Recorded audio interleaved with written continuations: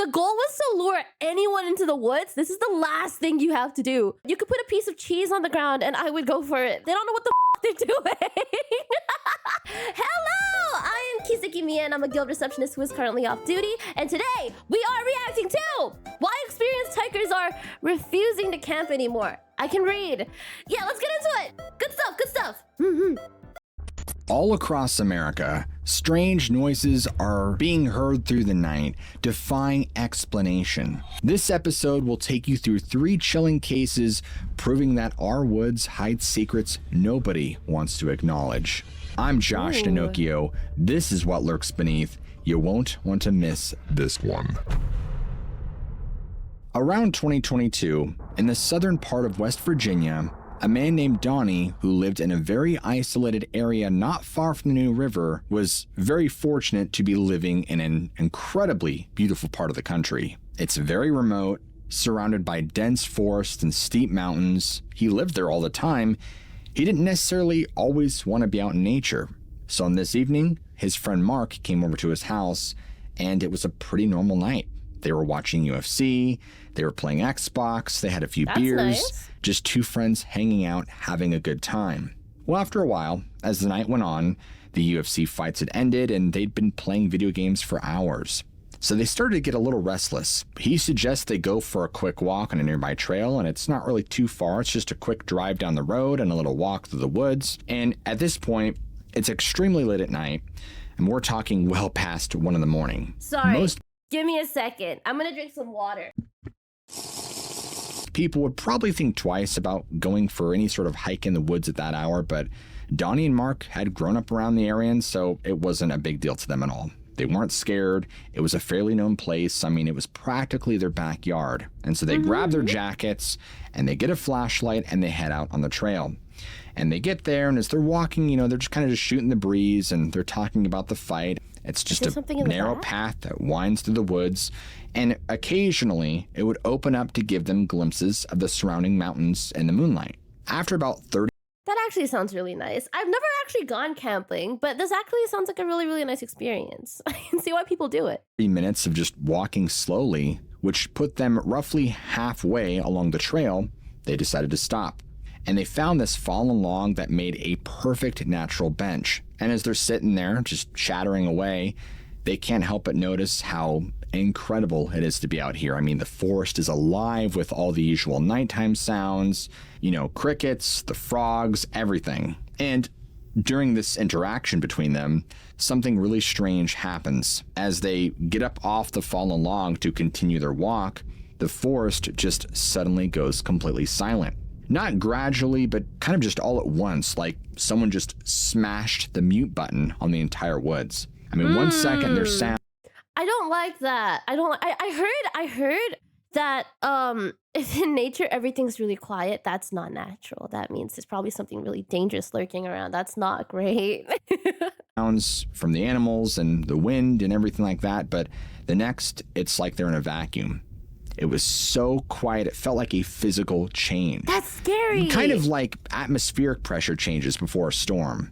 Now, this isn't lost on Donnie and Mark, though, because they both notice it immediately. And they actually stop talking mid-sentence and look at each other. And if this has ever happened to you, then you know that there's something almost primal about that moment when everything goes quiet. And every instinct in their bodies is suddenly on high alert. And so Donnie is standing there and his ears are just straining to listen to where the sounds went because the silence is so intense. I actually stood once in a very well-treated room, right? For like sound recording and whatnot. And I swear it was so quiet that I could hear ringing noises. But it wasn't like there were no actual ringing noises. I could just hear it. And I don't know, it was just so quiet. That he can start to hear his own heartbeat, which is now starting to race because they're both sharing this uneasy feeling. Valid. And so he's talking to Mark and he's like, dude, we should go. I don't feel so hot about being out here. And before they could finish this such a short interaction, they both hear a voice, but it's coming from deeper in the woodline. And the strangest thing about it is It wasn't just a person calling them, it obviously wasn't an animal, but Donnie would later describe it as a mocking humanoid voice, shaky and uncertain, that it had a very weird electronic quality to it.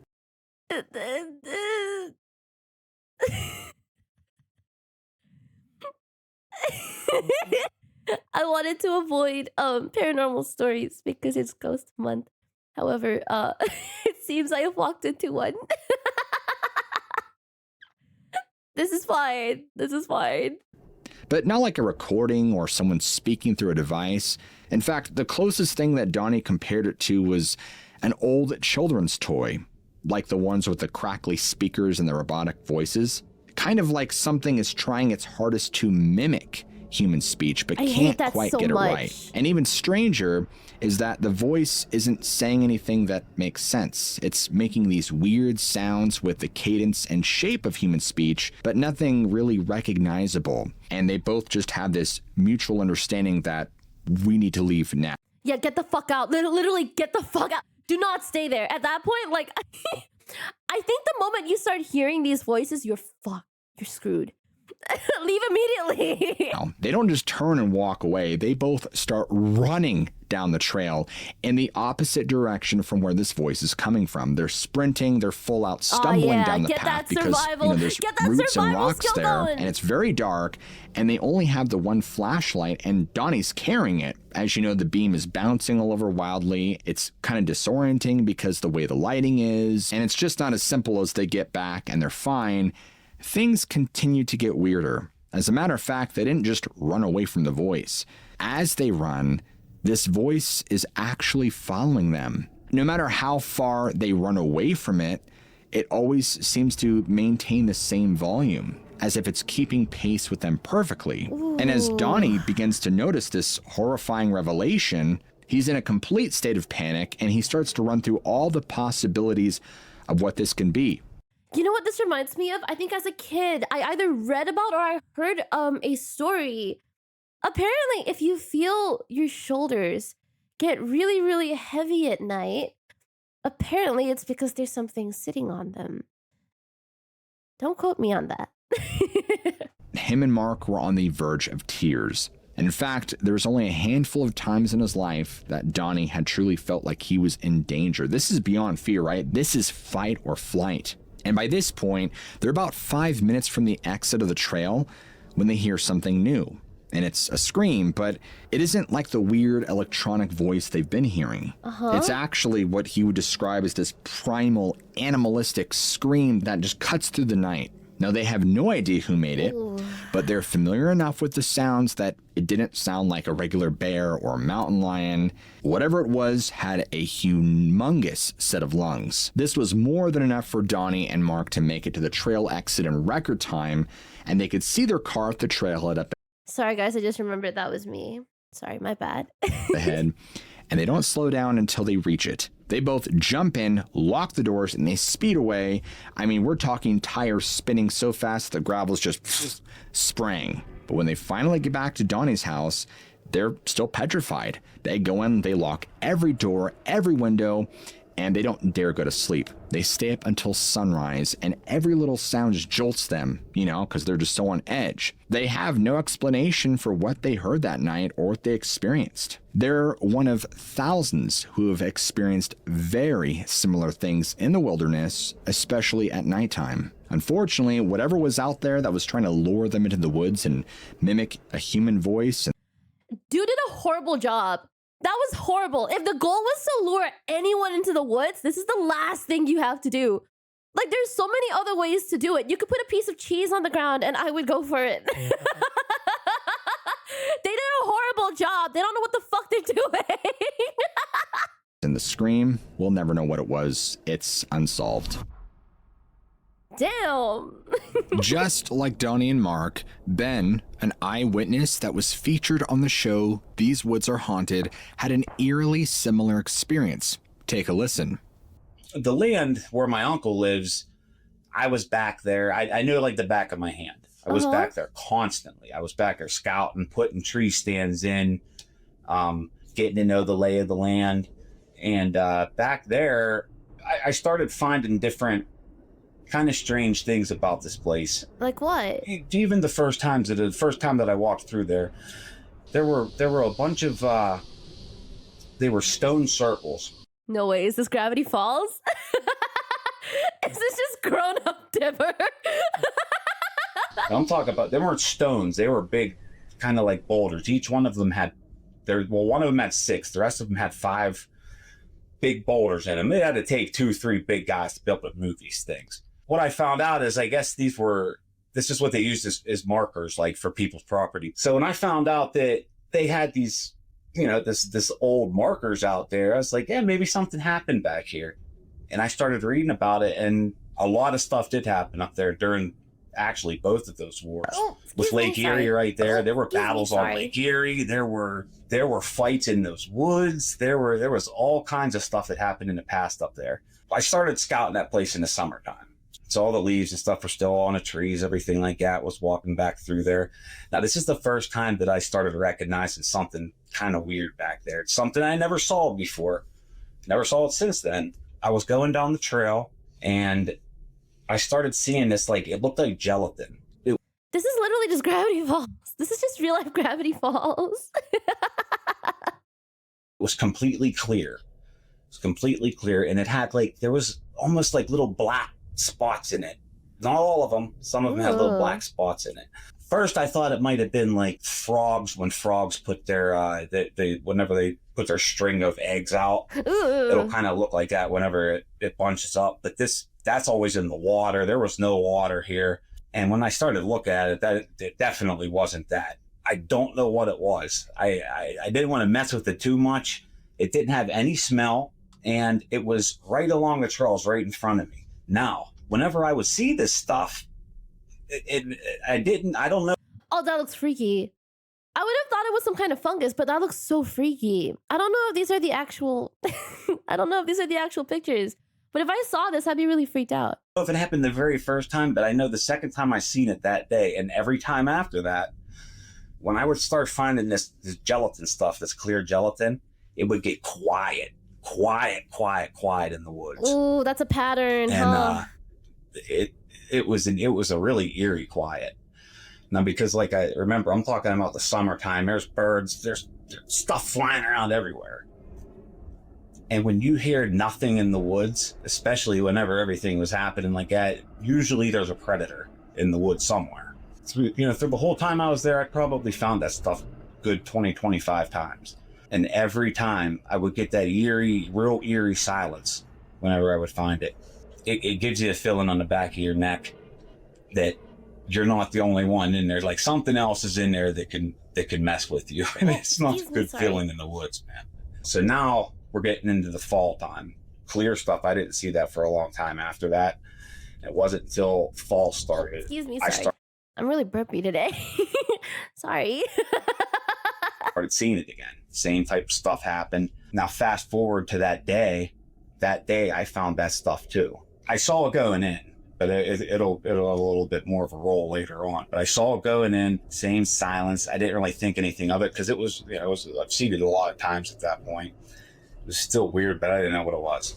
I go out to, now I'm with Brandon. Brandon wasn't with me all the time. He didn't, like, I took him hunting out there. He wasn't somebody who came out scouting with me all the time. He lived up in Erie. So I had him a spot. We built him a tree stand out there. And that's where we were going to put him that day. So I walked him over to his tree stand on that day. And then I walked over to mine. Now, I got like a climbing tree stand. So it's a portable one. So it's loud. It's kind of tough to get up and down out of the tree. And okay, I have to ask, what's a tree stand? Hold on. Let me find it. Okay. So it's kind of like a little stepping platform that you put on a tree. Okay. Oh my God, what is this? Oh my God, I just saw a picture. You know what? I'm gonna put that in the video later. All right. Good stuff. So I get up in this tree. It was like, I'd say an hour into the hunt. I saw some movement over, like there's a thicket over to my right. And I saw some movement over there and I thought it was a deer. And I looked over and it looked like deer legs. It really did. Okay. I mean, I thought I saw some deer legs. So I actually got my bow up It's definitely deer, right? It's definitely deer, right? I'm looking. I don't see anything. I'm not seeing any movement again. But then I say I saw a little bit more movement or whatever. Now I'm seeing a movement a little higher up, and then comes out of the thicket. There's a tree, and then the thicket right here. And a guy comes out of the thicket, A and guy? he's standing there. Like at this point, he's behind a tree. Okay, the way the tree was it was right catty corner to me. You're like the thicket's right here. Here's the tree. Comes out, and he's behind this tree. He's just standing there behind this tree, not moving yet. I put my bow away. I didn't want to have a weapon in my hand with a person walking through. Oh, excuse me. So I put my bow away. But this guy's still standing there. Couldn't really see him. He's still in the thicket, basically. So I get my binoculars up, and I can see him through the binoculars. The binoculars. So who was it? Right out in front of me was this big wet area. It's all wet, mud, just mud everywhere. And I had looked at that beforehand because I wanted to see if there was any tracks or anything in it. It was right in front of my tree stand. I'm looking in through the binoculars, and here he comes walking. Now, when I say he was walking, he wasn't walking. Okay, Wait, what was he had doing his then? arms straight down at his side like this, and his arms never moved. Okay, so it was straight down the side like this. His chest was popped out a little bit, and his head was kind of tucked back. He had a big bulbous nose like this, and he had a wig on with like an old judge wig from the I guess like it would be like the 1600s, I would imagine. That's so freaky. That's genuinely so freaky. Goddamn. So he just T-posing. Wait, can you imagine? Wait, actually that'd be really intimidating. I won't lie.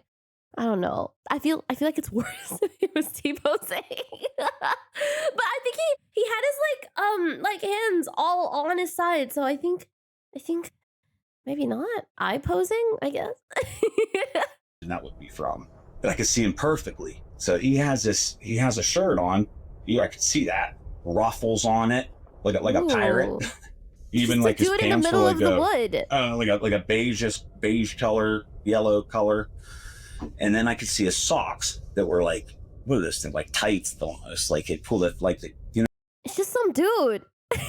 It's just some dude. You know what I'm saying? Like he pulled the tights up there, they're real tight. That was it. I couldn't see where his feet were, but that would have been down by where the leaf litter and all that was. Mm-hmm. But his legs didn't move either. His legs didn't move. His arms didn't move. This guy looked like, I'm not joking, man. It looked like a target going like this. Wait, so that's a sign, right? We know what we do when it comes to targets. We shop at them. across the woods.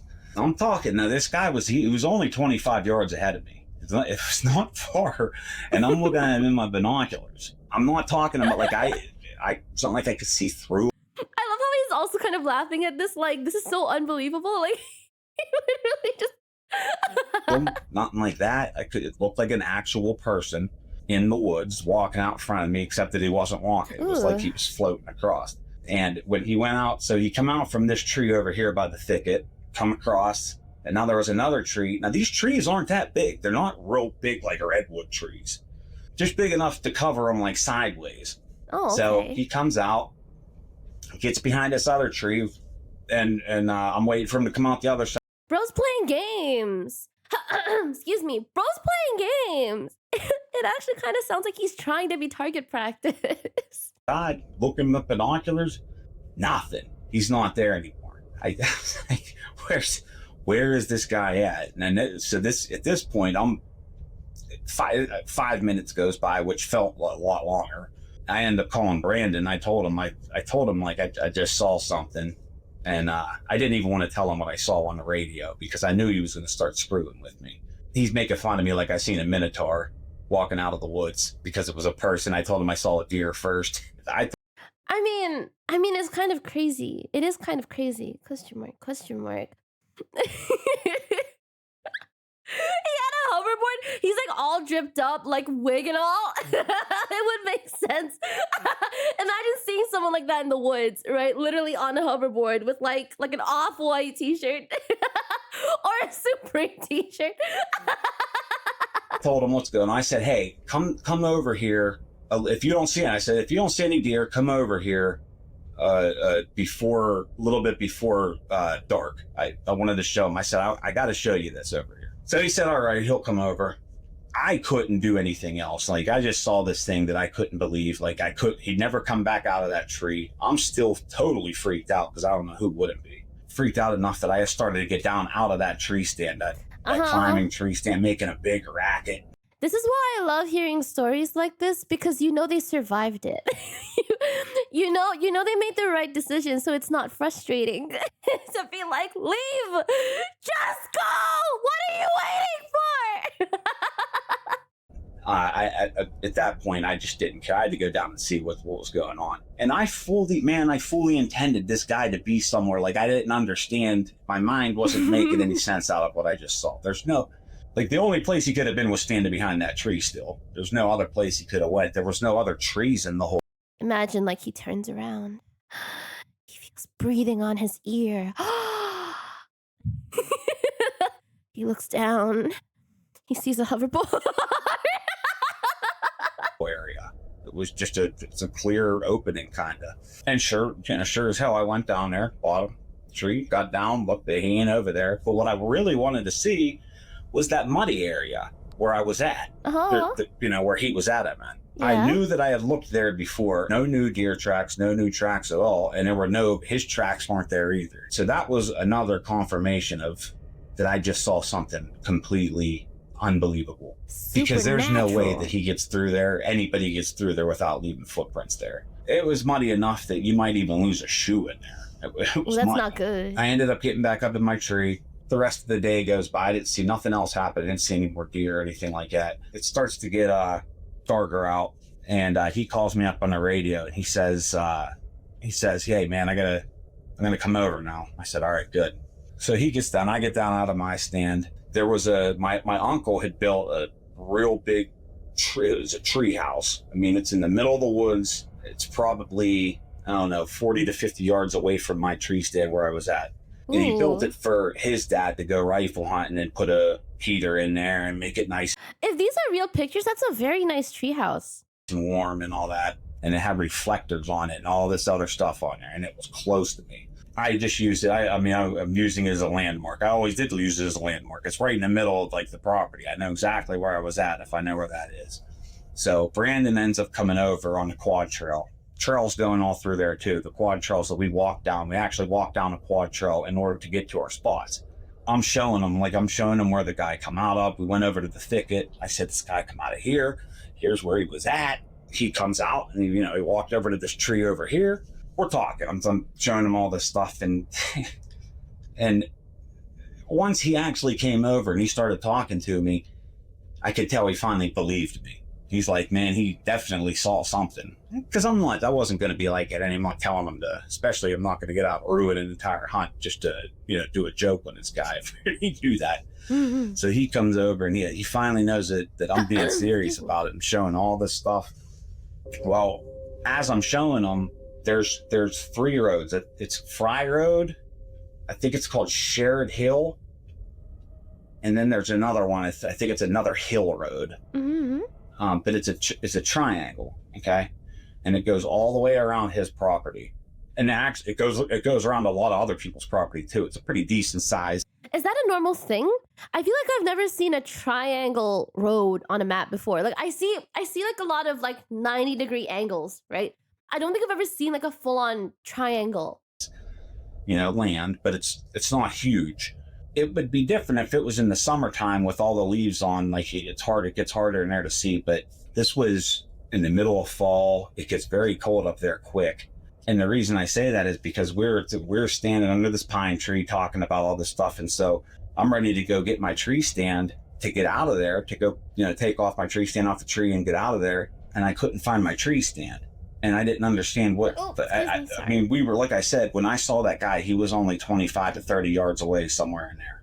I couldn't find my tree stand at all. I couldn't find the tree that it was on, and I couldn't find the trail. So then we're start to go look for the big stand that's in the middle. I couldn't find it. I couldn't find this huge. I mean, it's the size of a garage, man. I mean, it's a building on top of like 4 by or 8 by 8s or whatever they were. Mm-hmm. It's up in the air. I'm talking big set of stairs, reflectors on it, 50 yards away from me. We could not find this house. That's when I started getting a little bit freaked out. That is freaky. That's really, really freaky. I knew that we didn't go anywhere, and we were standing exactly where this guy come out in the thicket, except now it gets dark. And granted, when it gets dark in the woods, things do change. And if you start panicking in the woods at nighttime, you will get lost. Dude, okay, dude's not wrong. I feel like even in like a cityscape, even in like, okay, let's say it's not the woods. Let's say you're going through the park. You know what a park looks like in the morning and what a park looks like dead at night? It's so different. It's like a different place entirely. It's so crazy. You'll think that you're somewhere that you're really not. I get that. I wasn't stressed out like that. And on top of that, I knew that land like the back of my hand. I could go back there with my eyes closed. So what we ended up doing is we figured like if we could find a light, we're just going to walk to any light that we could find. And there's a ton of them. There's different houses, and all those houses in the back of their house, they all have lights that they put on, and a lot of them have lights that go on all night long. You know what I mean? They're not just motion detector lights. We figure, well, we just got to find a light, and then we'll walk out, we'll go through their backyard, and we'll get on one of those roads, because if you get on any of those roads, you can just walk the road back, to my uncle's house. Pro hiker strats. So that was our plan, but we couldn't find any lights. We should have been able to see his lights. Actually, couldn't find his, couldn't see the neighbor's lights, couldn't see his other neighbor's lights. Oh. If they're not right there, they just got to be a little further down. That's only, what are we going to do? We couldn't think of anything else. It was kind of like a situation, like, what do you do here? That's really scary. Everything was so different than it was. So we started walking a little bit. We kept the thicket to our right. That way we at least knew we were going in a straight line, because you can get turned around in the woods at night too. Like you could step over a log and start going the complete opposite direction. That's how people get lost in the woods, if you don't have a compass, because you can't stay in a straight line. You end up going this way. But we kept that thicket with us to our right. When we were walking, I started seeing the goo again.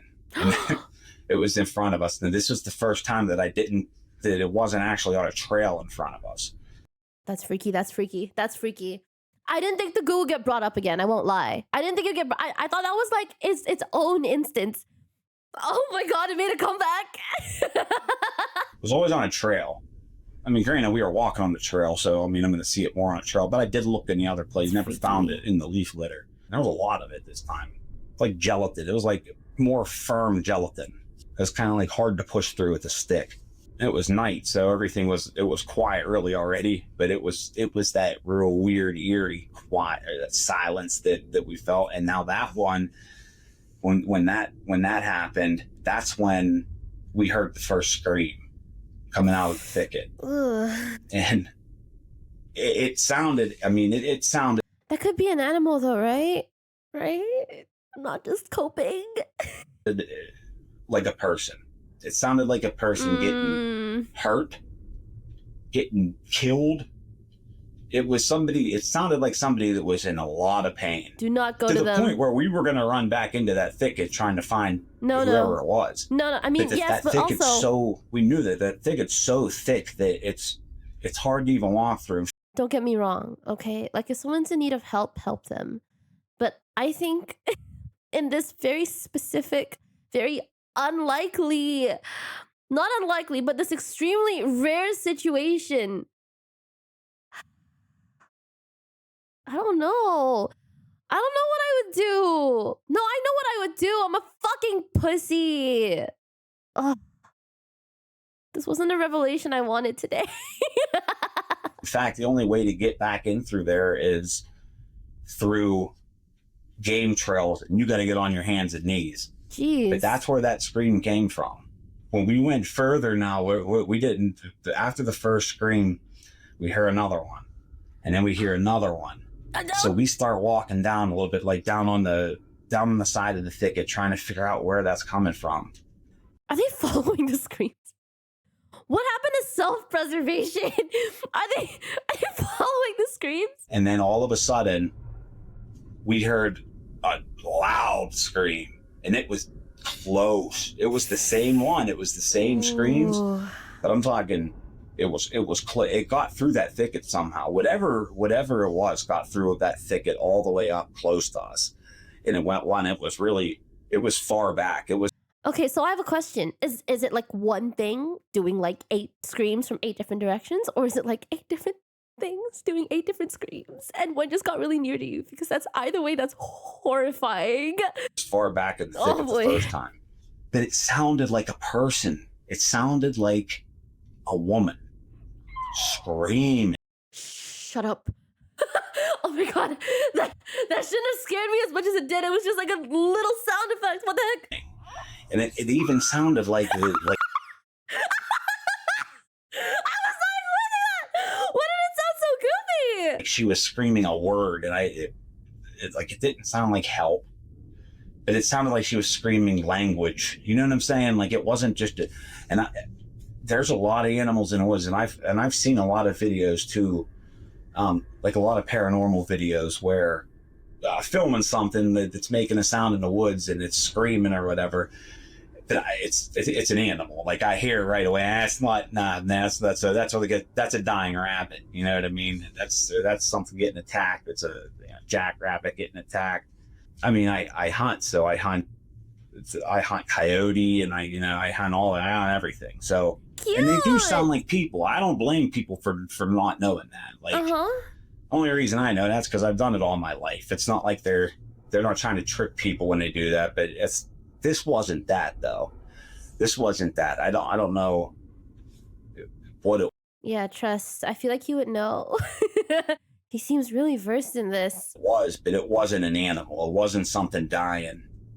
And for it to be able to get through that thicket so fast, I can't even think of anything that could do it. Even if it was, let alone something hurt. I can't think of something that could do it that quick anyway. Freaked us out. So we started scooting.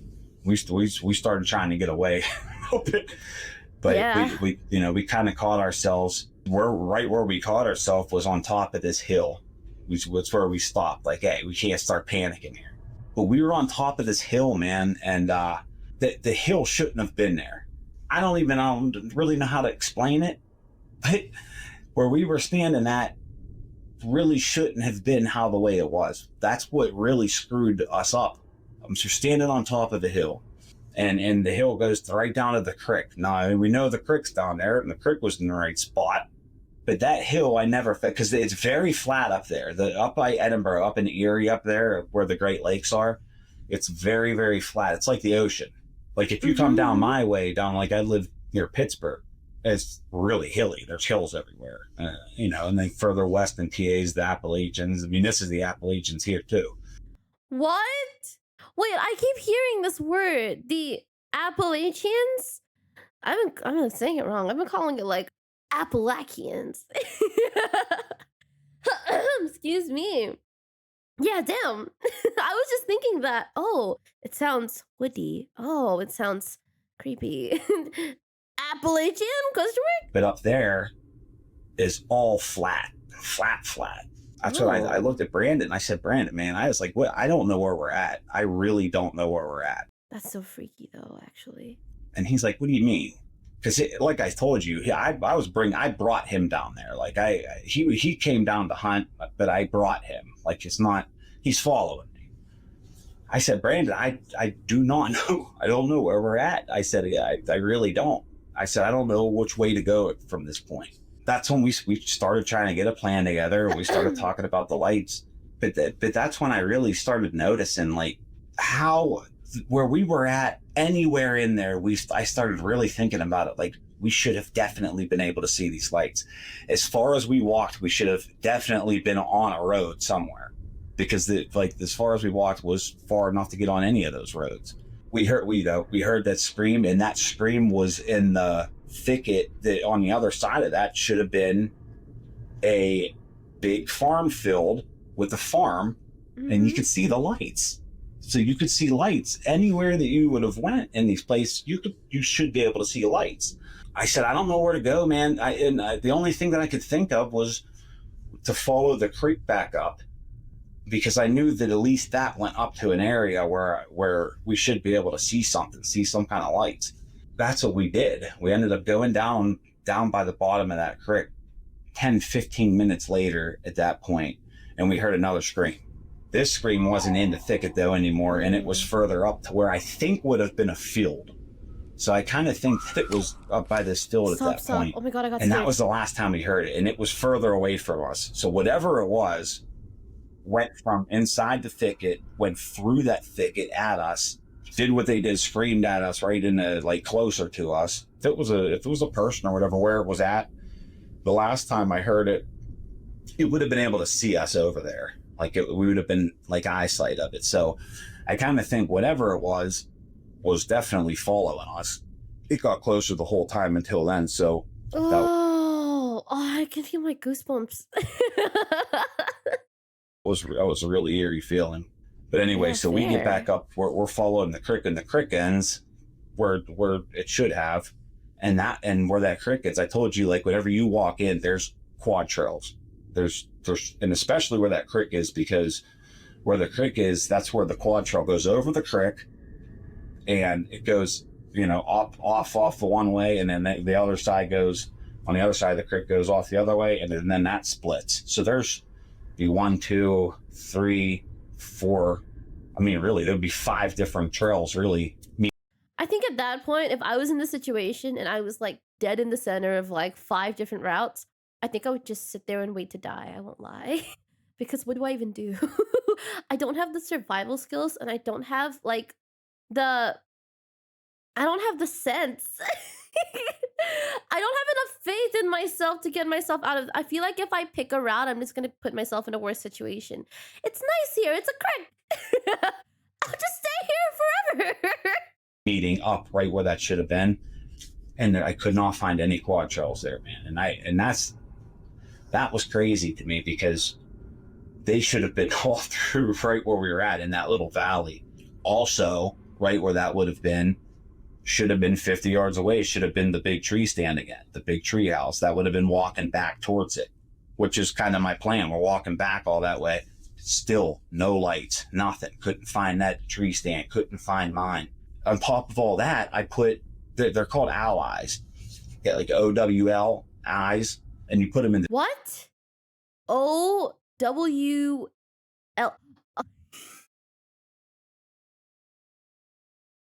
Sorry, no. You guys don't know this, but I was in my high school spelling bee, and I got through the preliminaries. But that's about it. So this kind of like lines up. Yeah, this kind of makes sense. the tree, and they're real, like, if you shine a flashlight on them, you can see them real bright in the tree. So you could, you mark your spot in the woods like that. I had those in the Whoa, head reveal. woods too. I had those kind of all through the woods, go to different spots. And I couldn't find any of those because I was looking for those the whole time too. Because I'm figuring if I can find any owl eyes, I can get out. I mean, it's going to get me out. Couldn't find not one. Couldn't find any of them. We keep walking and walking. We end up coming back up around on this hillside, and we just start talking. I'm talking to him like, Brandon, man, I don't know what the next move is here. I didn't what you got any suggestions? I don't know what to do here. I really don't. I'm thinking honestly, man, like we might end up having to stay back here in the middle. I'm thinking how absurd it is because it's in the middle of 3 different roads. Like it's not that big of a part of land. But I'm thinking like, well, what am I going to do? I can't get out of the woods right now. So we might literally have to stay in these woods. So that's what I'm thinking. I'm trying to figure out what's going on. And Brandon's like, he's like, hey, Ben. He's pulling my shirt. He's like, look where we're at. We ended up standing. We were standing right under the same pine tree that we started from. I put my flashlight up, looked and flashed it over to where my tree would have been. And there's my stand right there. I looked up, I went Ooh. over to my stand and flashed, and there's the big tree stand right there. Everything's Go! right there. He made it back! I shined over here. I saw my allies coming right over to my spot. It was 35 yards away from us whenever he seen that. We were standing up under that tree. My tree stand was 35 yards away. The other tree, the tree house was, like 80 yards away from where we were at. It was 50 yards away from my spot. We look over and there's lights, and you could see all the lights again. I mean, you could see you could see my uncle's lights real easy. You actually could see the lights that somebody had on in their kitchen. They were like eating dinner or whatever, that's neighbor. So you could actually even see that from where we were standing. So we could see all these lights again. And It's so scary that this could happen so close to like a residential area. I don't know. I feel like if I'm out in the woods, I'm hiking, I'm out in the middle of nowhere. Like this is likely. This I would half expect this to happen to me, right? But the fact that this happens so close to a residential area makes me feel so unsafe. and we walked right out from that point. We walked right out to the back of his yard and got out. And the only thing I can think of, man, is it was some kind of time slip, something like that, The paranormal knows no bounds, like for real, for real. where maybe like before all those houses were there, or before they had lights, or a long time ago, because the guy that we saw was in the like I said, he was dressed like in the maybe like late 1600s, early 1700s. It kind of all made sense with all the stuff that would have happened up there. I think that happened. I think 100% something like that. Kind of like a glitch in the Matrix. It's kind of insane. I don't know. What would you do? What would you do if you ended up like, I don't know, like back in time? What will be the first thing you do? Actually happened, and that's what that story really was about. The ghost that I saw, like, whenever it was on the show. So they put all this on. They made an episode of all this on These Woods Are Haunted. And I understand they got to do it. They got to make it entertaining, like as quick as they can. And they kind of made it all about the ghost. But the thing is, it wasn't all about that. The ghost. They tried to make the ghost look scary and all that. But in my opinion, it's more eerie whenever you put all that together and I agree. you see that it all kind of does go together. If you think about it. It's a full experience. Yeah, like the ghost. I'm not going to say ghosts aren't scary. I don't want to see a ghost. I don't want to encounter a ghost. I don't want that. But also, I think it's the experience. It's like presentation. I don't know. I think ghosts need a little bit of help. Like as they are, they're already scary. But if they could get that extra, from like creepy places, creepy noises, question mark. Everyone needs a little bit of help. if that's what happened. Ben's account is also very similar to what Bonnie experienced in this next encounter. In 2006, a 10-year-old girl named Bonnie lived with her family in Spotsylvania, Virginia, a very rural and heavily forested area. Her family owned about 30 acres, and like a lot of kids who grew up in the countryside, Bonnie and her friends had a ton of freedom. They would leave their houses in the morning, and the parents would basically just say, "Be back before dark." And that was about it. There really wasn't any need for checking in. They didn't have cell phones either, so, the kids would just be outside exploring from sunrise to sunset. One summer day, Bonnie and her best friend were following some deer trails that went on through the woods when they stumbled upon a really cool creek. It wasn't very deep, but it was clear. What's up with the creeks? The cricks. Which one is it? Creek or crick? Or is it like a regional thing? And clean. And so the girls made the decision to go and swim in it. It was hot, and it was like the perfect activity for the afternoon. And they're in there, they're splashing around, they're having fun. And before they left, they made a plan to come back the very next day with packed lunches so that way they can be there all day. So the following day, 1 in the afternoon comes, and Bonnie and her friend set off, and they had their backpacks filled with food, and they were really excited to spend all day out there. I feel like this is such a This is especially scary because I feel like this is absolutely something I would do. I actually like the idea of exploring outdoors. I just don't do it because I'm a pussy. Like I said before, I'm scared. And also I don't have a lot of friends who are actually interested in just going out there and exploring things. 1 p.m., right? Out in the day, just bringing food and going exploring, like having a little mini picnic sounds like a really nice plan to me. I don't want to. Okay, let's just listen. Okay, let's go. As they made their way through to the creek, something seemed off that wasn't off the day before. And particularly, the path they were taking didn't look as familiar today. The girls thought they were following the same trail as yesterday, but they quickly realized they must have made a wrong turn somewhere because now they're lost. And instead of finding the creek, they emerged into this clearing with enormous, thick green ferns. And now they're really confused, but since they couldn't find the creek, they're like, you know what? This place is as good as any. It wasn't where they wanted to be, but it was still a nice spot. Do they know their way back, though? I don't know. Like, maybe it's because I'm not very exposed to these things. I think, like, rather than, okay, if I'm looking, okay, look, hear me out. If I'm looking for a creek or a creek, whatever it is, right? And I'm there for a picnic and I cannot find the creek.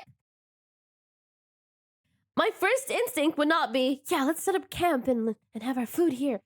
No, my first instinct would be, how do I get... That's so scary. Do people just know?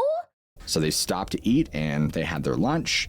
And after they finished eating, you know, they packed up their trash and one of them suggested that they try again to find the creek.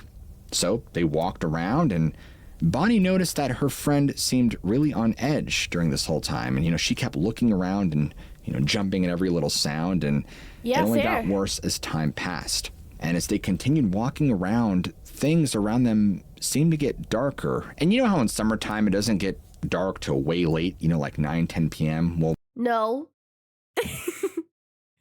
I've never experienced summer or winter or spring or fall or autumn, whichever you call it, question mark. Here all we have is rain. well, this is like the afternoon, you know, like 2 or 3 p.m. So there's no reason why it should be getting this dark. And after about an hour of searching after lunch, they still hadn't found the creek. This didn't make any sense, but they did come across something else very strange. Right there in the middle of the woods were these bathroom fixtures. A sink, a toilet, and a bathtub, all arranged like how they would be in a bathroom. But there were no walls, just these random fixtures sitting out in the open, covered in ivy. Now, they thought it was really weird and kind of funny, so, you know, they took a moment to take it all in before moving on. And this wasn't frightening, right? Because people in rural areas use the woods to dump all sorts of old trash and appliances all the time. So maybe it was something like that. But after poking around a little bit, they were both tired and decided to head back home. So they tried looking for either the creek or another familiar landmark, but after about an hour, they still hadn't found anything they recognized. And that's when they realized they were completely lost. Holy crap. I mean, can I say it? Do I have the qualifications? Like, do I have the credibility to say this? Took them long enough. I don't know. I feel like if I can't find my way through the thing and I just can't find, I just don't know where I am. I feel like my first instinct would be to go back, have my food at home, or I will get lost. Now, Bonnie, having learned a little bit of navigation, suggested that they should follow the sun west. She figured if they head west, well, they'd eventually hit a road or something that would lead them back to civilization. But her friend disagreed. She's like, you know, heading west would take us further away from home. So, you know, they argued for a little while and they grew more frustrated with each other until they're like, you know what? We're just going to split up. Bonnie would go west and her friend would go her own way. And they were going to see who made it home first. In hindsight, as you guys know, this was a terrible decision. But come on, these were 10-year-olds who didn't know any better. Oh, they were 10. Okay, yeah, you know what? I'm so sorry. I was a bit hard on them. But I also don't think I'm any better. I actually think they're doing way better than I am. And I'm not 10. I'm older than 10.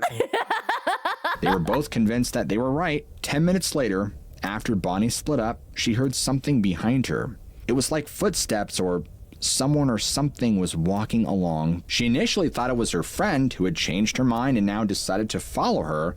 So she turns around, but when she looked, there was nobody there. Oh. And she's standing there for a moment, very confused, and she's listening. The footsteps resumed.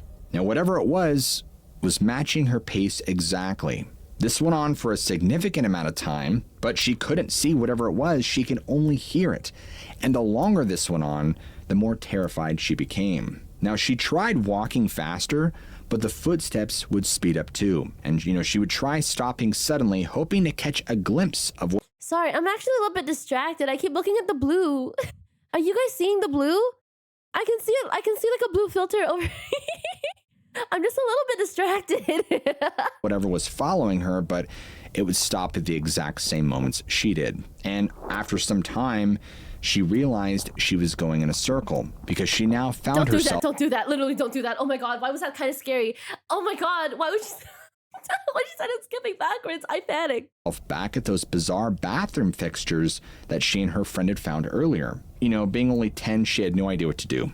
So she sat down on a log and started crying. Fair. She's desperate, she's scared, and it was starting to get dark because now we're getting into the later part of the evening. The sun was setting, and she knew she needed to find her way out now, or she'd be stuck. Now, as she sits there and she's crying, she hears the footsteps again. But for the first time, now they're actually moving, and she isn't.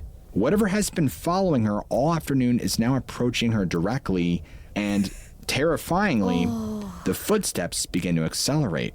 Whatever it is now running full tilt, crashing through the underbrush. She doesn't stick around to see what it was. She just turns and she takes off in the opposite direction, and she has no idea where she's even going. She just knows that she needs to get away from whatever is happening, right? With all the weird bathroom stuff and the footsteps, and she's kind of stumbling and falling through the woods bit by bit, and the sounds, of course, are getting quieter. And now she can hear more of her own breathing and the sound of her own heart pounding away. And the further away she gets, she starts to hear something else. She hears this sound, it's really strange. She hears these big church bells, but not off in the distance like you'd expect. They sound really close and really loud. I hate that. Like there's a church just 300 yards away in that direction. And she can't tell if her mind is playing tricks on her or what the heck is going on, but for a moment, it gives her hope that she might be reaching civilization. So she pushes and runs harder. And now she's only a few steps further when the bells sound again. And now this time, Bonnie is able to pinpoint their direction. She's only a few steps ahead from the last time the bells went off, and she's ready to reorient her trajectory when she realizes that she can't. It seems impossible, but the bells seem to be coming from everywhere. Well, somewhere above her. Now, she takes a second to glance up in the sky, which is a dark pink now from the sunset, and between the openings in the canopy above her, she sees something that she can't explain. Look, I'm a big fan of like cool looking skies, pink skies, yellow skies, purple skies, blue skies. I'm a huge fan. But I feel like in this situation, I think I'd shit myself. I won't lie. It's the darkest cloud she has ever seen in her life. It's almost hard to describe because it's like this patch of night hanging there in the sky with dark gray edges swirling around the outside. Now, this is beyond normal because she's so transfixed by it. She starts running again, but keeps her eyes on it. As she's running and looking at this thing, she almost starts to feel the energy drain out of her. She feels sick, almost like looking too long through a set of binoculars. Well, eventually, she has to look back at where she's going, and so she's glancing between the ground in front of her and this bizarre cloud, and that's when she hears the church bells again, and they're louder than ever, almost deafening. And she realizes that the sound of the bells is literally coming from the cloud, which at this point seems less like a cloud and more like some sort of hole ripped in the sky. Bonnie herself said the fear that overcame her was unmatched, even now as an adult. She takes off running harder than ever. The last bits of light are draining from her surroundings. She can't see where she's going. And suddenly, she collides with something hard, boom, and falls to the ground. She's a little disoriented and she reaches out to touch what she's run into, and it's a fence post. Oh, thank that's good. I don't know. I feel like I don't know. I feel like it's very unlikely to find like a fence post like this in like a paranormal situation. A wire fence stretches out in both directions as far as she can see in the gathering darkness, and she's thinking, I have to follow this fence. So she follows it, figuring it has to lead somewhere. She walks, she stumbles, she trips along, she's in complete panic, and she keeps looking over her shoulder to see if whatever has been chasing her is still there, but of course she can't see anything in the dark. After following the fence for roughly what probably was close to a mile, she now sees lights in the distance, and she could tell that it's a farmhouse. She realizes that she has to get there. It takes her a while, but she runs up to the door and she's knocking frantically. And an old man answers. And Bonnie, who is in complete hysterics and tears, tells the man that she's lost, she needs help getting home. The farmer's very kind, and he sees that she is very, not only visibly distressed, but she has bruises, she has cuts, she's very shaken. Can we trust him though? Can we trust him? I'm so worried. I feel like we can't trust him. But then again, it's unlikely to find like a fence that looks like that. It's not a real picture, but you get it. I don't know. I don't trust him. My instincts tell me not to trust him. Rithik, hi, welcome in. I have a few, but I don't think you can handle it though. I'm curious. I think I'll open like a channel in my Discord server, and then like we can use that for reaction recommendations. I actually have no idea what to watch. I'm like going through all these other reaction videos and just kind of looking at what everyone else is reacting to, and I'm just kind of like, oh, because I typically don't watch videos like this in my own time. Yeah, I end up watching a lot of sitcom clips actually. So yeah, I have not built a tolerance to this. I'm feeling goosebumps everywhere. Trust him. I'm sure your limbs will be intact. Oh my god. Oh my gosh. Oh my god. No, I can't. Oh my god. I just had a thought. Actually, never mind. I'm not gonna talk about it. And she just flat out tells him everything she just went through. So he offers to drive her home. And as she climbs into his truck and they set off, she can see the clock in his truck, and she realizes that she had been lost in the woods for hours. And when she got home, she was shocked to discover that no one had been worried about her. Her parents hadn't even realized she was missing. They just figured she was spending more time in the woods than usual. I mean, if she already spends a lot of time in the woods, like she knows her way around the woods, she was in the creek, for God's sake. I can kind of see why the parents wouldn't be like, where's my kid? It's not like it's out of character, I guess, question mark. I mean, after all, it turned out that her friend, the one she had split with in the woods, had found her way out about 30 or so minutes after they separated and gone straight home. Yeah, that's Bonnie's good. That's good. experience out in the woods straight up sounds like it came from an X-Files episode, but like some of the other stories I've told you guys, she's not alone. In fact, there are hikers who have reported very similar things happen to them up in places like Mount Shasta and other national forests. What is up with national forests? I feel like when I actually do watch like videos that are similar to this, I think like 2 years ago I had like a phase where I literally only watched not true crime videos, but videos about paranormal activity, videos about SCPs, and analog horrors. And I feel like they get brought up a lot. Excuse me.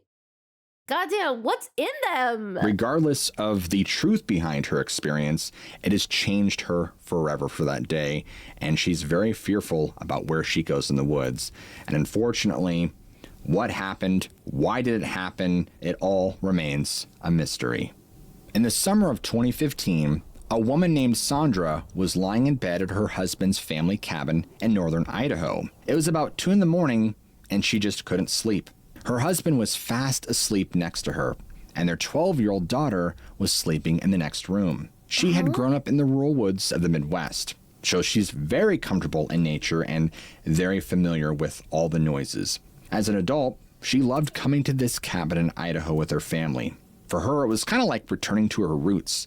I mean, they'd already been coming out there for 20 years just to get a little peace and quiet. Now, the cabin itself wasn't all that isolated. It was actually part of a small community of other cabins and sat right at the edge of a large field that was surrounded by wilderness. There was a 4-foot barbed wire fence that would separate their property from the field, and it ran roughly about 20 or so feet from their porch. And in one corner of their property, right where the fence made a turn, was this old trash heap that had just been there forever with an abandoned camper, a wood pile, there were some metal drums, old barbed wire, broken glass, tires, just all kinds of junk, right? It was just too expensive to remove, so it was just left there over time. Well, on this night, she was just lying there trying to fall asleep. Her mind was just reeling from the events of the day. She decided that she was just going to get up and read, maybe have a glass of wine to try to relax. And so she got out of bed, she grabbed her Kindle, went out to the living room, she settled into a chair and started reading. That sounds like such a good time a good way to spend time. I actually really enjoy the thought of that. It's kind of getting all cozy, having a blanket over you, and then reading a good book or a Kindle, whatever fits your fancy. And then also just having a drink. I probably wouldn't reach for wine. Maybe I'd go for milk tea. Sorry, I'm kind of a basic bitch. But basic is basic for a reason. It's good. And she hears this sound coming from outside, but it was coming from the field. And, she tilted her head and she's listening, and it kind of sounds like a coyote, which wasn't all that unusual. But there's something particularly off about this noise. It wasn't a normal coyote call. It actually sounded more like a coyote in distress. Well, a few seconds later, she got curious, and she set her Kindle down, and she walked over to the window. Okay, normally I would say what the fuck are you doing, girly pop? Why would you walk over to the window to check out weird noises? What are you expecting to do if there actually was something out there at that point, right? I would say that. But also, I feel especially if you're kind of alone, it is definitely good to check out your surroundings. But I don't know what you'd be able to do in a situation like that, or maybe it's just my survival instincts. They're just really bad. But she couldn't see much. She could see that it was a new moon that night, which means that there was basically no natural light. But even though she couldn't see anything, she could hear the sound more clearly now. She can make out that it's definitely a coyote, and it's definitely in distress. And the sound is definitely coming from the direction of that trash heap, which is in the corner of their property. Oh my God, I don't know. I'm kind of flip-flopping between, check it out for your, excuse me. Check it out for your own safety. And also, don't acknowledge it. Ignore it. It never happened. You don't hear it. You get me though, right? Right where the fence turns. And the more she listens, the more she realizes this coyote isn't just in distress, it's being attacked. It's fighting for its life. Immediately, she's thinking, oh my gosh, this poor coyote is stuck in a trap or something. And that means if somebody set a trap this close to their cabin, her family's own dogs could get hurt. So she goes, she grabs a flashlight, she gets ready to step out onto the porch, and immediately remembers that the only shoes she has are her flip-flops. So if she has to go back to the junk pile in those, well, there's no way she's not cutting her foot wide open, because nobody wants stitches on the bottom of their foot. She slips on her flip-flops and steps out onto the porch. Couldn't she have just done this the next morning? When it's bright? And when it's not scary? Question mark? I mean, yeah, the coyote was in trouble. And of course, if there's someone or an animal, excuse me. Oh my God. If anyone or anything is in need of help, of course, help them out. But I feel in this situation, we're not going to be of much help. And there's still a chance that she might be able to see something. Long story short, she doesn't see anything. Okay. But the moment she steps outside, there's something strange. All the other sounds that she's used to hearing are gone, and the forest is deathly quiet. Again? And now this is really weird, right? She starts to get the heebie-jeebies because the only thing she could hear now is the coyote fighting for its life. And she realizes this, that she can't even hear whatever is attacking this thing. All she can do is just listen to this pitiful coyote as it's whimpering and crying. Is that what a coyote sounds like? Why do I feel that's not what a coyote sounds like? Out there, it's clearly dying. She finds herself just frozen, listening to this horrible scene playing out, and she's not really sure what to do.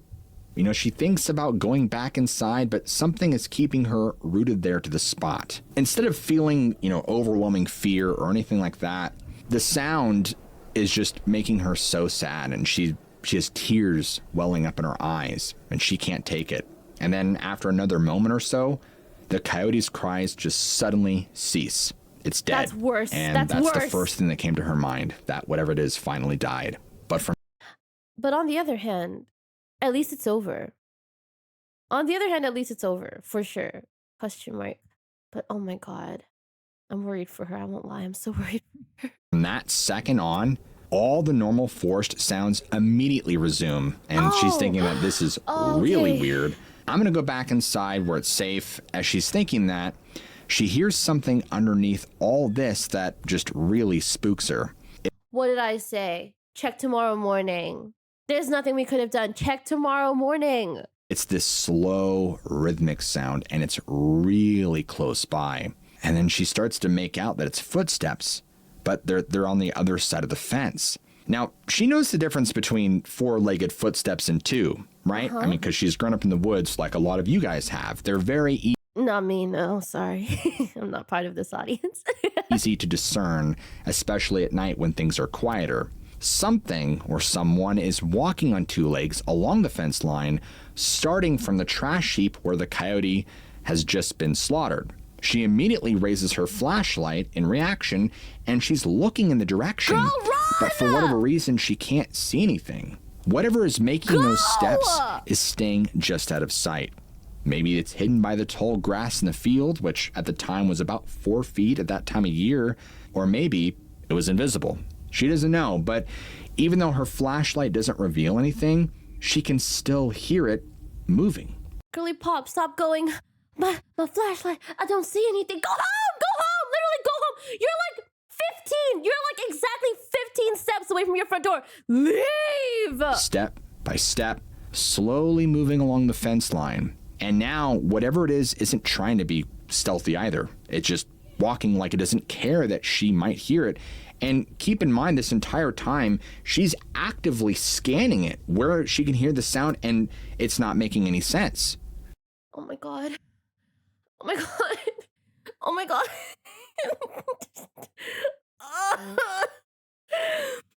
Why? Why? Where the sound is coming from, where there should be a discernible physical source, there is none. As this is playing out in real time, she's trying to come up with all of these rational explanations. It has to be a person. Stop rationalizing the unrationable. That's a word, right? Just go home. Literally, you're so close to the house. You're literally so close. You're in your house flip-flops. That's how you know how close to her house she is. Literally, just go home. What's the point of finding out? It's dead in the night. Something just died. Just go home. Right? This just doesn't make any sense. Someone else heard the coyote and came to investigate. But why can't she see anything? It's not just going down the fence line. It's actually coming closer to where she is. She's just getting more and more spooked by the second. And Girl, at this point, don't even move. Like, just stay there. I think all the chances you previously had to leave and go home, you're done. Girl, you're done. Say your prayers. Those are gonna be your last. so she turns off her flashlight. She runs back into the cabin. She slams the door, she locks it, and she runs all the way to the bedroom, and she starts to violently shake her husband awake. About time. How long did that take her? 2 hours? 2 hours. And she tells him everything that happened, probably in a flurry of broken sentences. Her husband's like, don't bother me, I'm tired. You know, What the fuck? Divorce. he just goes back out. Realizing she's entirely on her own, she grabs a hatchet from the tool closet, sits up the rest of the night, and she's listening. Nothing happens. Weird. Well, the following morning, she insisted they go check the area by the trash heap. Her husband doesn't believe anything that she's trying to sell him. Her husband, of course, was like, see, honey, it was just in your head. You dreamt it. Don't worry about it. You know, sometimes being out here at night, things can play tricks on you. And then Throw him out! What the heck? Who does that? Literally, she's in so much distress. I mean, don't get me wrong. I got frustrated. But how can How can you just listen to someone you care about, someone you love, right? How can you see them be in so much distress and go like, I just dreaming. Leave me alone. I wanna sleep. Bro, she almost died. Walk away, and she starts thinking that, you know, maybe this was just all in my head. Maybe I'm just really need to go to sleep at night. I don't know.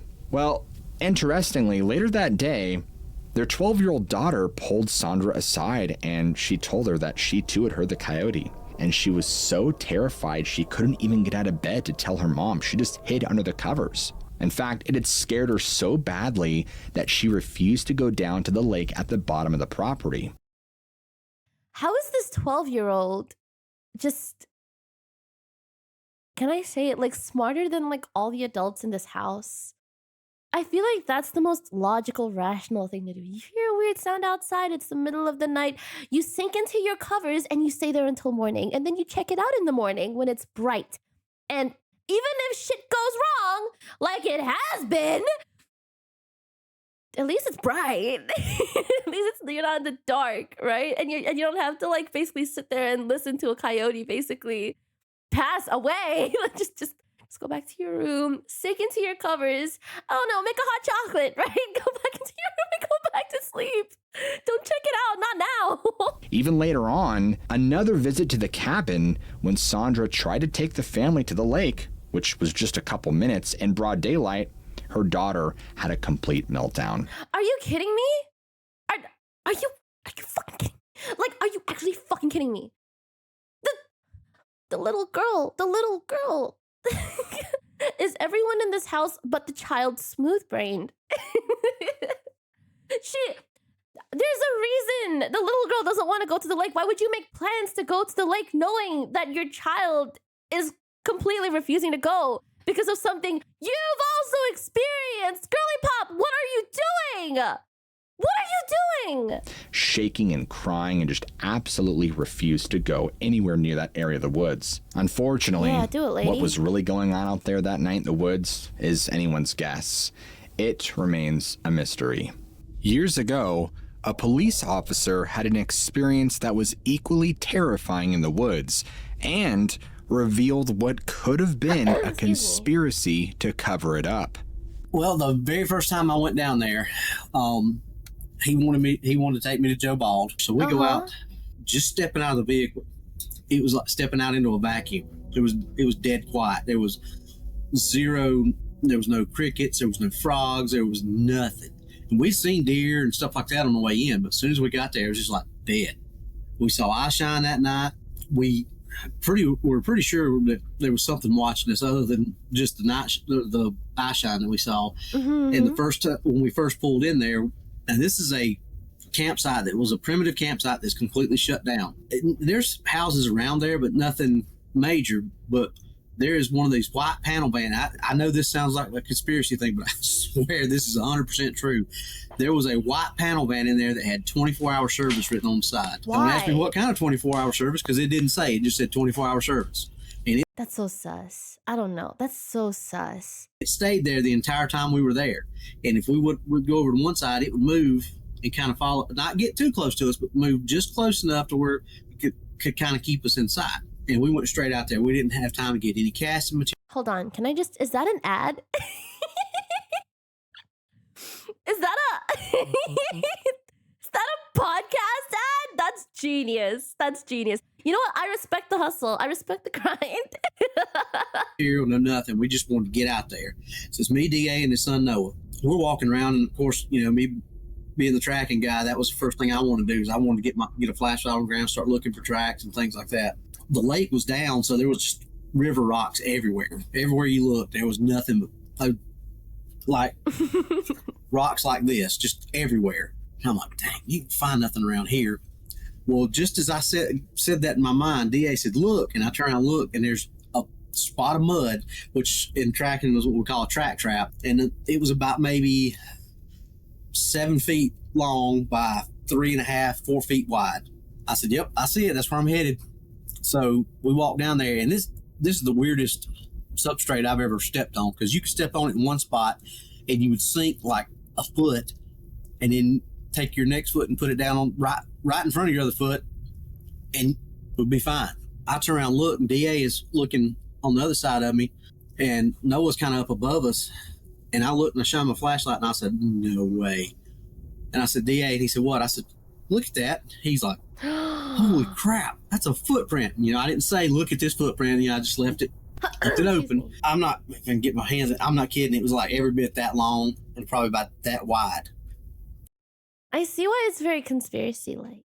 I definitely see that. Beautiful, perfect. But we didn't have anything to cast it. So DA's like, all right, I'm going to come back to the hotel. We're going to pick you up in the morning. First thing in the morning, we're going to go back to Walmart. We're going to get some plaster. We're going to get back over here, and we're going to cast this thing.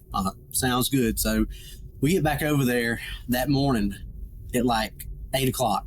Kid you not, there was a tire track driven through the middle of that track we found. And this was not like it was a bunch like anybody playing through there. And this was like literally maybe 150 feet off of the normal trail that people would drive through. This is downward. If the lake's up, this would have been underwater. So it's not like a place that people would normally drive. But you can see the tires went up and went through the track. You see where the tire pivoted and it backed out. So it's just like a point like this. So it just drove through that track and backed out. And that's it. That's actually like really funny to think about. Excuse me. This is like seeing things like just tracks in the. Okay, like think. Okay, if this wasn't a car, right? Can you like imagine like cat paw prints just kind of in the mud going forward, and then you can kind of see it kind of back out. Like, okay, yeah, fuck this, let's leave. Speaking of conspiracy, one of the strangest alleged cover-ups is the Moss Mountain Massacre. Ooh. It's one of those little historical events that's been buried in the history books so deep that nobody even pays attention to it. To begin with, there was a man named Thomas Nuttall. Now, Thomas Nuttall was born and raised in England, and he had gone through an apprentice program to be a printer. But in his heart of hearts, he knew that was not what he wanted to be. So right around 1808, I think, maybe 1806, maybe 1809, somewhere in that period, he got on a ship, and he came across the ocean, and he landed in Philadelphia.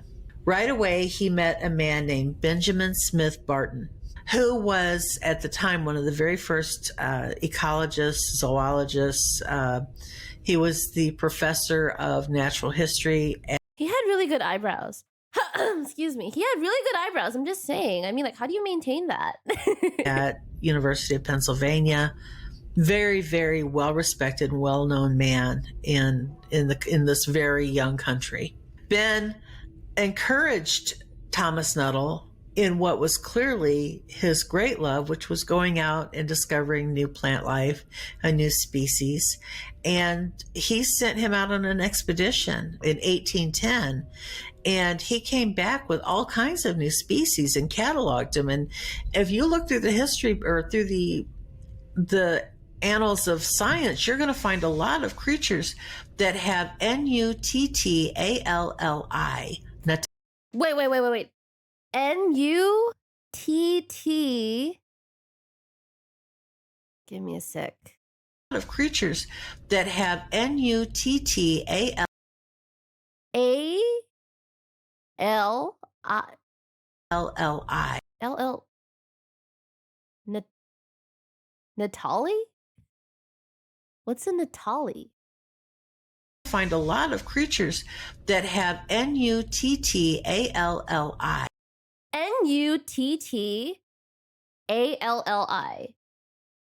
N-U-T nut. N-U-T-T-A. T-A ta. Nata. Yeah, Nuttalli, right? What the heck? Nuttalli. Oh. In their I could have just waited. in their Latin name.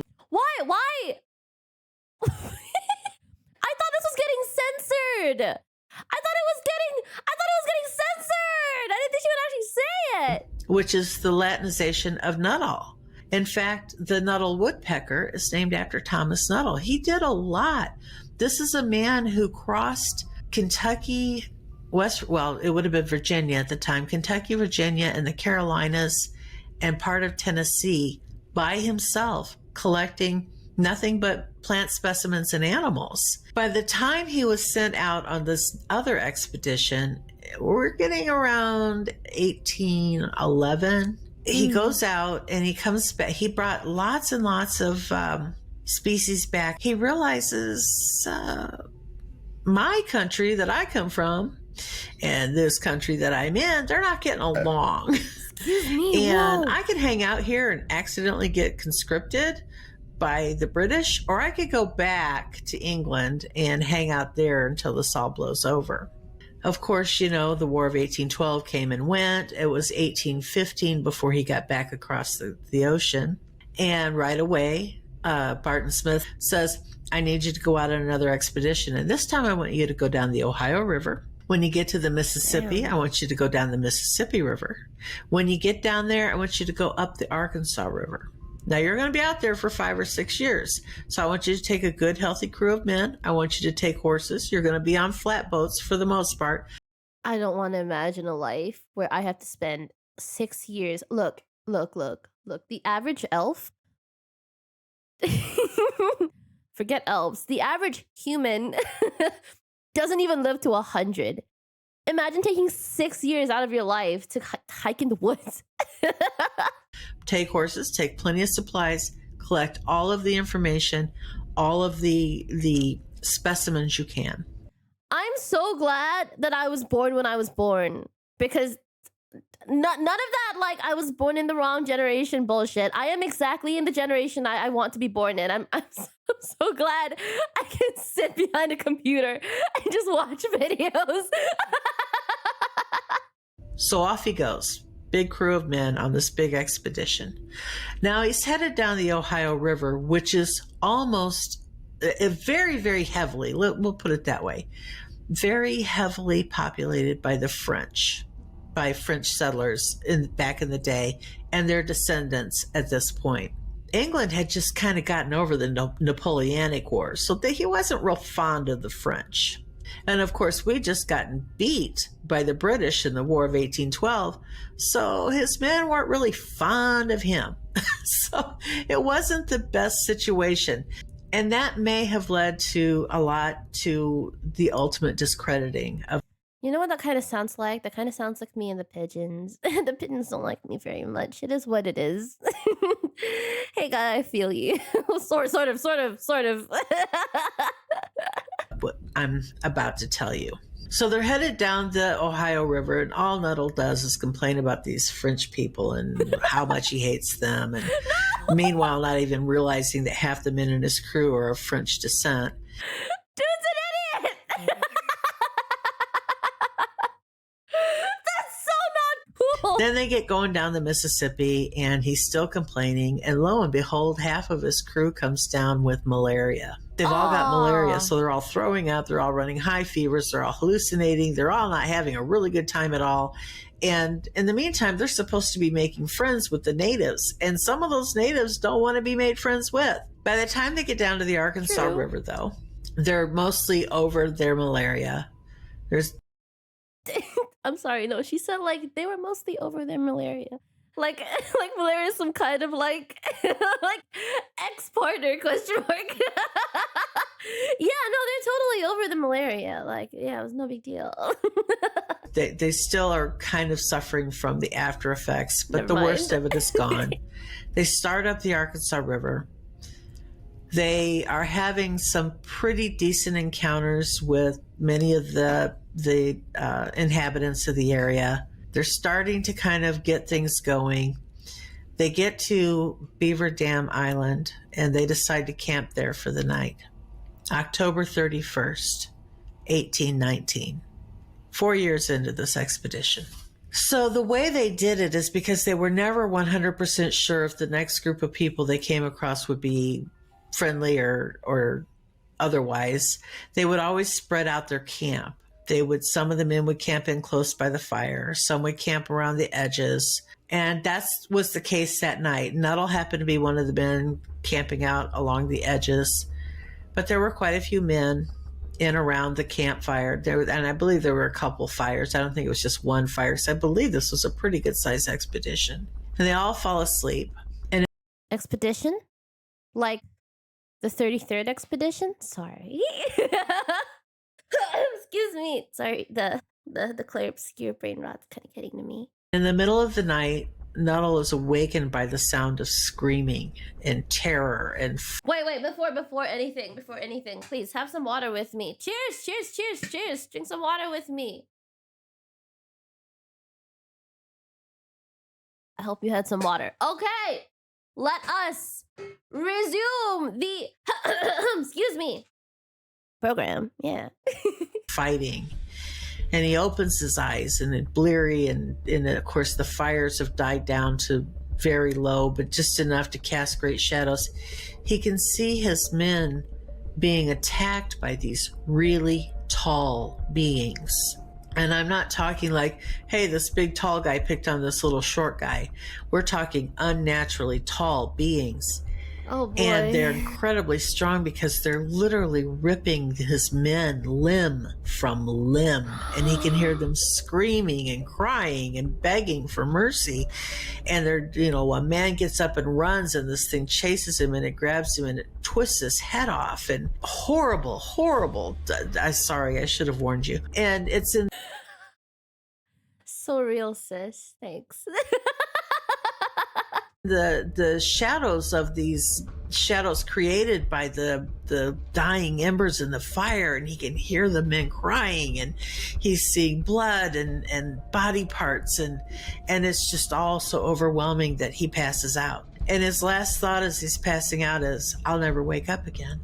Somehow the sun came up, and he opened his eyes, and he was still awake, kind of tucked in, hidden underneath the underbrush is probably what saved him. And he crawls out into the middle of the camp, and it is a bloodbath. There are arms and legs and hands and fingers and toes and heads and torsos and guts and just everything everywhere. And everything's just soaked in blood. That's so morbid. That's so, I don't even know how to react to this. That's so morbid. And he sits down and he's just devastated, thinking he's the only survivor. And then he hears a groan, and he looks over, and Bro thought he was safe. he can see movement in the underbrush, and he's, am I about to be attacked? But it stands up, and it's one of his men. I'm not sure if it was him and 5 of his men, or if it was 5 altogether, counting him, survived. And that was it from the entire expedition. They managed to complete their expedition. They headed on up the Arkansas River to Colorado, which I believe is where it ended. And he wrote his reports. He covered that night and explained what happened. Over the decades, over the centuries, the experts have said, I love this, experts. Well, they have come to the conclusion that they were attacked by bears. And because you guys made it this far into the episode, I want you to all comment below, bump in the night. So that way I know who made it to the end and who didn't. And Whoa, damn, this is a test? if you guys enjoy storytelling like this, where we deep dive into cases of the mysterious and supernatural, what are you waiting for? Smack that like and subscribe button right now for more content just like this. You know what? Let's do one of those too. If you made it to the end of this react video, comment a quick question mark in the comments so I know you made it to the end of the video. Yeah, this test. As